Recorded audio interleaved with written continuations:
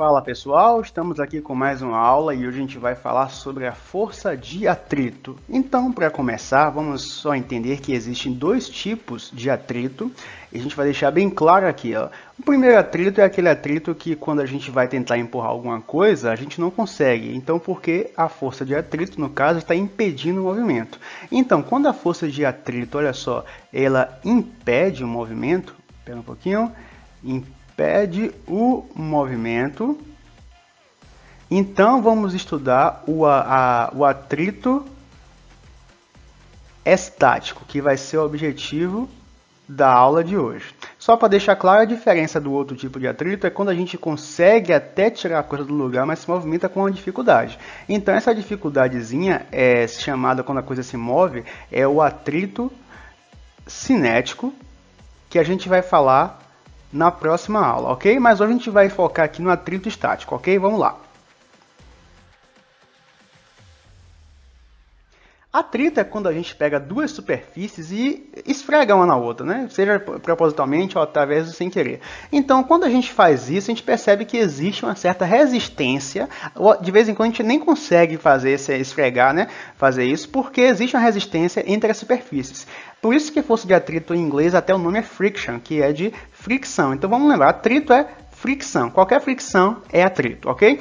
Então, por que é que acontece isso? Por que é que a gente sente essa dificuldade entre uma superfície e outra quando a gente quer fazer esse movimento? Às vezes a gente nem consegue mover, quando é o caso de uma caixa, por exemplo, no chão, às vezes a gente não consegue mover dependendo do que estiver na caixa, né? É porque, na realidade, as superfícies, nenhuma superfície é 100% lisa. Então, as superfícies todas têm uma certa irregularidade, como a gente mostrou aqui. Esse é um modelo bem grotesco, exagerado, mas para ter uma ideia, mais ou menos assim. Aí, se a gente começar a passar uma superfície em outra, a gente vai ver que essas coisas vão dificultar, esses poros, essas elevações que existem microscopicamente, vai dificultar o movimento. Por isso que, às vezes, a gente vai nem conseguir mover uma coisa em cima de outra, porque dessa situação aqui, né?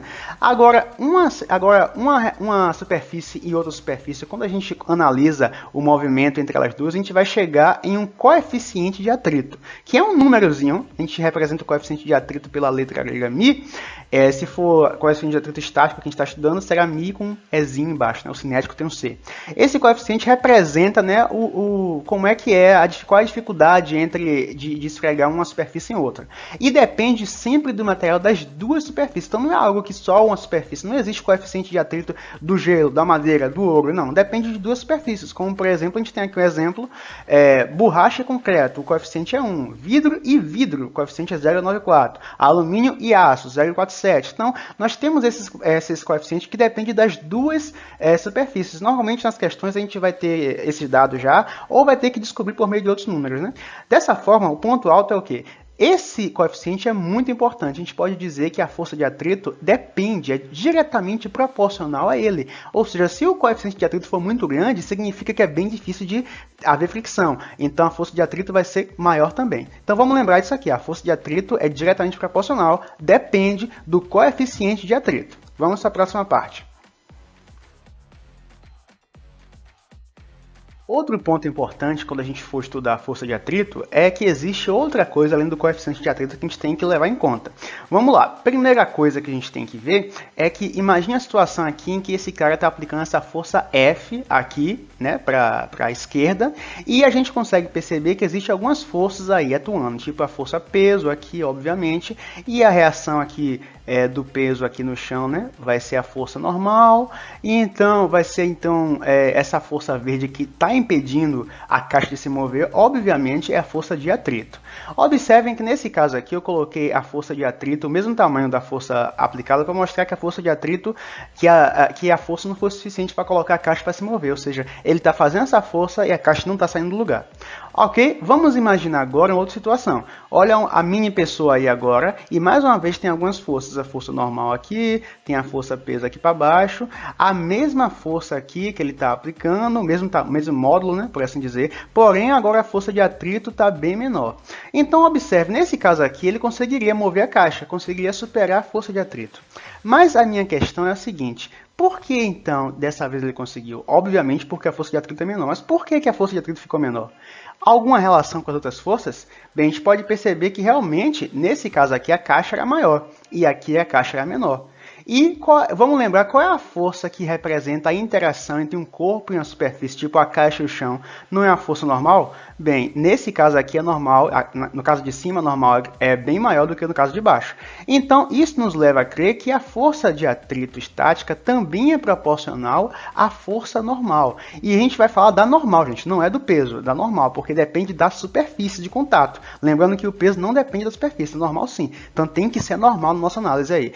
Ela é diretamente proporcional, de forma que a gente pode estabelecer que a força de atrito é proporcional tanto com o coeficiente de atrito, como também é diretamente proporcional à normal. Então podemos dizer que ela é proporcional ao produto do coeficiente de atrito com a força normal, ok? A gente está quase lá, já entendemos quase 100% do assunto. Vamos ver agora a última parte. A última coisa que falta para a gente entender é a gente perceber que se a gente colocar uma forcinha para empurrar alguma coisa que está no chão, uma força bem minúscula, ele não vai sair porque existe uma força de atrito ali que está, né, correspondendo ela no sentido oposto, está impedindo que a força mova o objeto. Mas o que acontece? Se a gente for aumentando a força aos poucos, a gente percebe que se a gente não aumentar o suficiente, o objeto continua sem se mover. Significa o quê? Se no começo, quando a força era pequenininha, tinha uma força de atrito aqui igual, né, porque estava parado, então era igual, e agora que a força eu aumentei também continua parado, quer dizer que a força de atrito também aumentou. Então veja só, olha só para isso. Nós tivemos um aumento, assim como aumentei a força aplicada. O que é que isso nos diz? Isso nos diz o seguinte, que a força de atrito ela é variável, na verdade. A força de atrito estático, ela varia. Por isso que quando a gente for estudar isso em física, a gente vai lidar com atrito apenas em um momento. Que momento é esse? No momento de iminência. Deixa eu escrever aqui. Iminência de movimento. Iminência de movimento. E o que significa isso? Iminência de movimento é aquele momento em que se a gente colocar um pouquinho de força a mais, a gente vai conseguir se mexer. Ou seja, quando não tiver, qualquer força que a gente colocar vai superar a força de atrito. Então, ou seja, um momento de iminência é quando a força de atrito está no seu ponto máximo. É por isso que quando a gente fala de força de atrito estático, gente, atenção, a gente não fala de qualquer força, é força de atrito máximo. É só essa força aí que a gente vai conseguir calcular usando o coeficiente de atrito estático multiplicado pela normal. Então, dessa forma aqui, a gente consegue achar a força de atrito estático. Dessa maneira, a gente vai achar um valor em Newton normal e de forma que qualquer força que a gente coloque maior do que ela vai mover o objeto. E agora, na próxima aula, a gente vai falar um pouco sobre esse movimento, né, que a força de atrito cinético também está presente. Mas atrito estático foi isso aí, espero que tenha gostado. Não deixe de curtir e seguir a página. Até a próxima. Tchau, tchau.